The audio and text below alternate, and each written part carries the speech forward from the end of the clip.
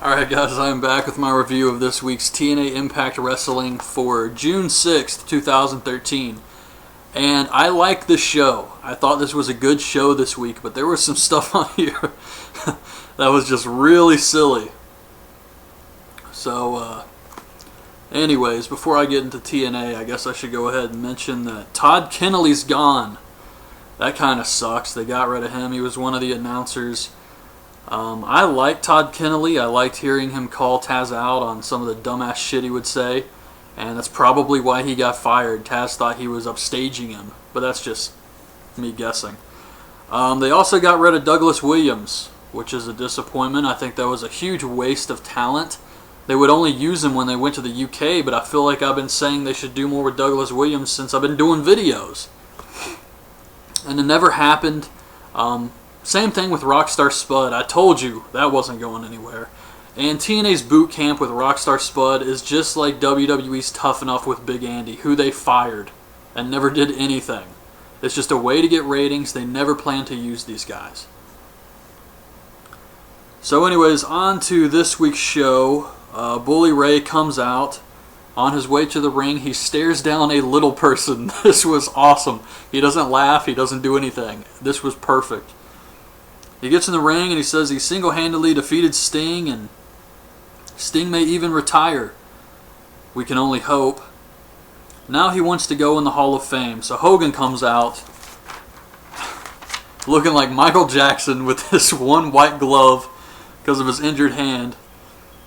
And Hogan tells him about the Bound for Glory series and says he's going to face Jeff Hardy tonight. So Hardy comes out and Bully Ray starts freaking out. And Hogan says, don't worry, the title won't be on the line. Why? You can make any match you want. You're the general manager. Why not put the title on the line? But anyways, he says it's going to be a ladder match. And he says it's going to be for the hammer, since that's what Bully used to screw Jeff Hardy out of his rematch. So tell me again why the title's not on the line if you know Jeff Hardy was screwed out of his rematch. But anyways, Hogan says it's going to be a ladder, and above it is a ladder. A ladder with a ladder above. So he did botch that, which was kind of funny. But backstage, Chavo tells Hernandez they're both in the Bound for Glory series. Hernandez tries to shake his hand and says, thanks for teaching me the Guerrero way. And Chavo says, well, what did he say here? I taught you a lot, but I didn't teach you everything. And he leaves without shaking his hand. So Chavo's definitely turning heel. It's Chavo versus Hernandez in a qualifying match. Chavo escapes the border toss. He tries to roll up Hernandez. Hernandez counters, rolls up Chavo for the win. So like I said, definite heel turn for Chavo. He was very pissed off afterwards. Rampage Jackson's walking around backstage and everyone's kissing his ass. Devon comes out and says his match with Abyss was unsanctioned and he wants him to return the title. So Park comes out and attacks Devon. Devon starts beating up Park. He goes to hit him with a chair and Abyss's music hits. And Devon's distracted. And he leaves to go find Abyss. Park gets up and he's bleeding a little bit. He's getting pissed off and it looks like he goes to follow Devon. Now, what happens later, he does find Abyss. Abyss beats him up. But to me, it kind of feels like TNA wants... I don't know what the hell they want you to think. But to me, I could see something like we eventually find out Joseph Park is Abyss. And that's why he goes crazy when he sees the blood. And that's the person who really attacked Devon backstage. It looked like Abyss, but it's really Joseph Park. Now, if they try to make it to where it's been Abyss all along, everybody's going to look like a moron. Because obviously the fans know that Abyss is, Joseph Park is Abyss. In real life. But if they make it in storyline that he's been Abyss the whole time, and the wrestlers didn't figure this out, they're going to all look completely stupid.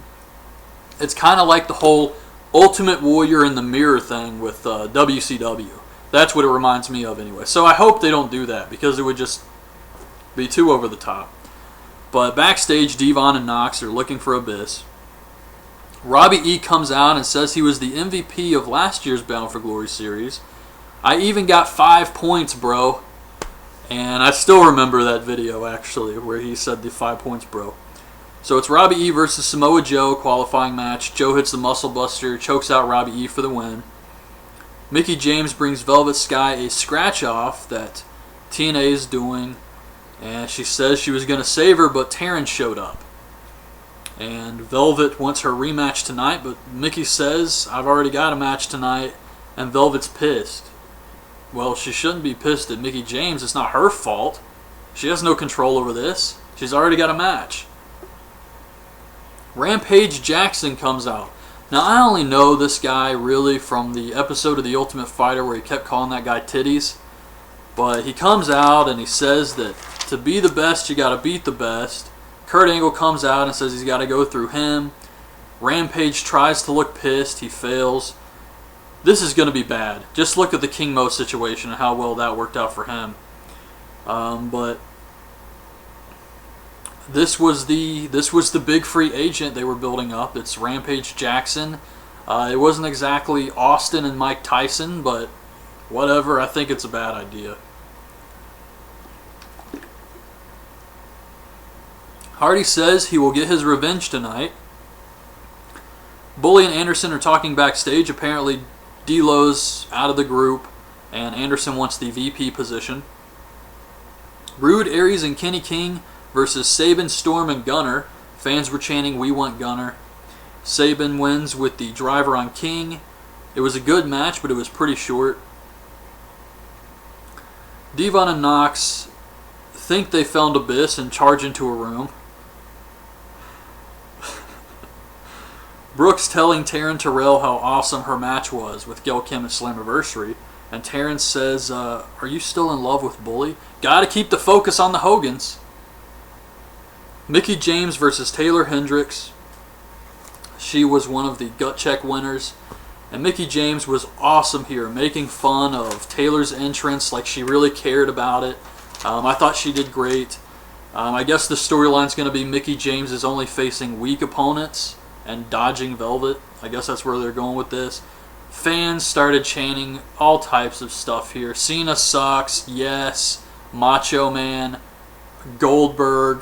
I guess they were just really bored with this match. I thought it was okay. But anyways, Mickie tells ODB she hurt her knee and then takes a cheap shot at Taylor and hits a roundhouse kick for the win. And actually, after watching this match and seeing Mickie James hit the roundhouse kick to win, I wrote down that I need to review Bloodsport. That made me want to watch Bloodsport. Maybe it's this and Vince saying on Raw this week that it's not a Bloodsport, it's family entertainment. I don't know, but I did write that down.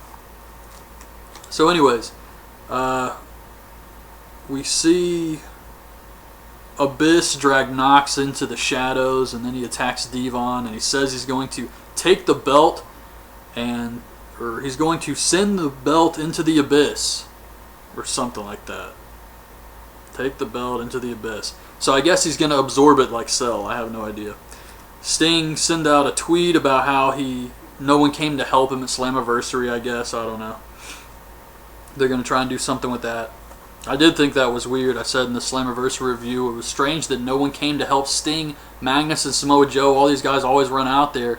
And this time, it's for the world title. He never gets another world title shot, and no one comes out. It was weird. So I'm glad they are doing something with that. So the main event is Hardy versus Bully in a ladder match for a hammer. Bully Ray works the leg. Hardy kicks the ladder into Bully, right in the crotch. Bully says, "Taz, my balls." Hardy goes for the hammer, but Bully pulls the ladder out. Hardy gets the hammer.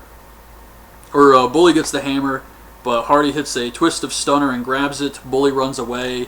Hardy tries to chase after him, but starts selling the leg injury. And Bully Ray gets backstage, and he's like, "Where's my belt?" And I was actually thinking when I saw this that maybe they would do something where the Aces and Eights get their own title.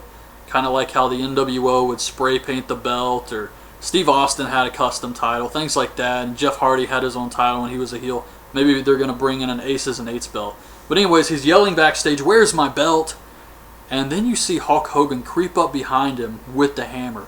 This was some creepy shit. But he's getting ready to kill Bully, and Brooke runs up and says, "No, Daddy, no." And that's how the show ended. So there was a lot of stuff on this week's show that was really silly, but I enjoyed it. I thought it was an entertaining episode this week, so this is a good one. But anyways, that's my review of this week's TNA Impact Wrestling. Hope you guys liked the video. Leave your thoughts on this week's show in the comments, and thanks for watching.